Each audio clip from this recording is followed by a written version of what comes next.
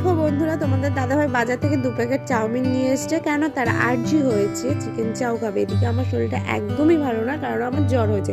তাই তোমাদের দাদাভাইকে দিয়েছিলাম সবজিটা কাটার জন্য, সেই সবজি কাটছে। আর এদিকে আমি চিকেনটাকে ম্যারিনেট করে রাখছি আদা, রসুন, সয়া সস, লঙ্কার গুঁড়ো আর নুন দিয়ে।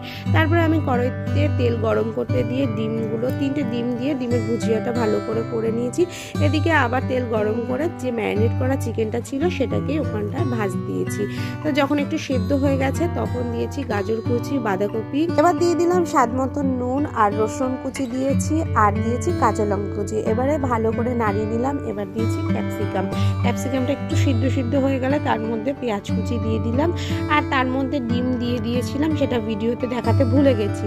আর সিদ্ধ করা চাউমিন দিয়েছি। আর এদিকে দেখো তোমাদের দাদাভাই দোকানদারদের মতন কি সুন্দর চাউমিনটা নাড়াচ্ছিল, আর দেখো কত সুন্দর দেখতে হয়েছে। তারপর তোমাদের দাদাভাইকে প্লেটে সার্ভ করে দিলাম।